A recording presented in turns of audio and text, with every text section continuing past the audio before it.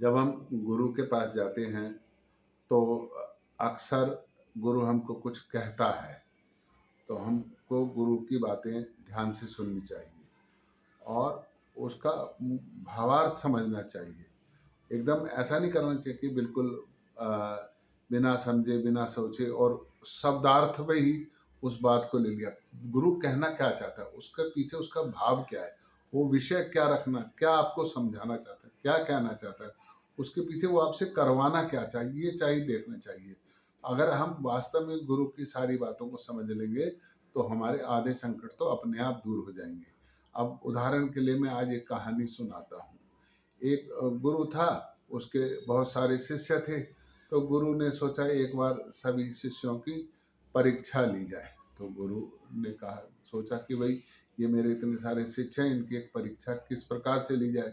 तो गुरु ने एक दिन सवेरे सभी शिष्यों को बुला करके कहा कि मैं आपको एक बीज दे रहा हूँ और इस बीज, दो बीज हैं, इन दोनों बीजों को संभाल कर रखना है। शिष्य बड़े खुश हुए, बड़े ले लिए और उन्होंने कहा कि पूरे आज से 15 दिन बाद मैं तुमसे ये बीजों के बारे में पूछूंगा। आप समझना, गुरु ने कहा इन बीजों के बारे में तुमसे पूछूंगा कि तुमने इनका क्या किया, संभाल के रखना इन बीजों को। ऐसा गुरु ने कह के उनको कह दिया। अब सब शिष्य अपने बड़े चिंतित हो गए, अब बीजों को कहाँ रखें, कैसे संभालें, क्या करें। तो कोई कहीं छुपा के रख रहा, कोई कहीं छुपा के रख रहा, कोई कुछ कर रहा, कोई कुछ कर रहा।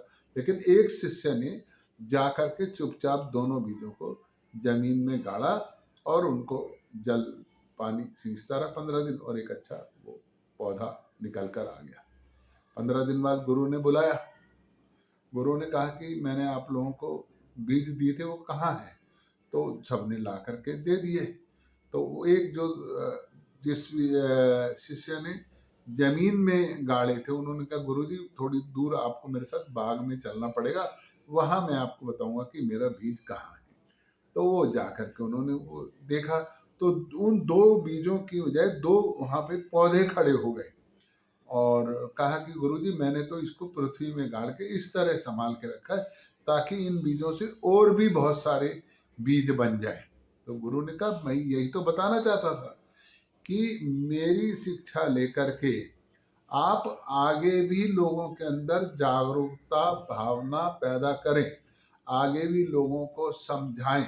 ये नहीं है कि अपने स्वार्थ के लिए सब अपने, या गुरु के एकदम जैसा गुरु ने कहा साफ देकर समझा और उसको बीजों को संभाल करके अपने पास रख लिया। अरे बीज दिए हैं 15 दिन में तो बीज वैसे ही सड़ जाएंगे। बीज दिए हैं तो वो ये समझना चाहिए बीज क्यों दिए हैं। और वो जो उस बालक ने बीज जमीन में गाड़े और गाड़ करके जब उनके पौधे हो गए, तो सब शिष्यों को समझ में आया कि किस चीज का क्या अर्थ है, क्या शब्द कहा है गुरु ने और उसका क्या तात्पर्य निकला। तो जब हम समाज में या कहीं बैठते हैं, बातचीत करते हैं, तो सब एकदम शब्दों का बिल्कुल उसी भाव समझना चाहिए कि सामने वाला व्यक्ति गुरु या पिता या माता या कोई अपने से बड़ा शीर्ष पुरुष हमें कहना क्या चाह रहा है, जो कह रहा है उसका भावार्थ क्या है, किस संदर्भ में कह रहा है, परिस्थिति क्या है, देश काल क्या है। ये सारी चीजें समझने के बाद फिर हमारे को ध्यान देना होगा कि उस शब्द का अर्थ क्या है और उसको हमने अपने जीवन में कितना लेना है, कितना उतारना है, कितना काम करना है। अगर हम इस प्रकार से सोचेंगे तो हम जो बिना व्यर्थ के तनाव, व्यर्थ की बातों में उलझते रह जाते हैं, तो हम ये समझेंगे कि उन बातों से हम दूर रहेंगे।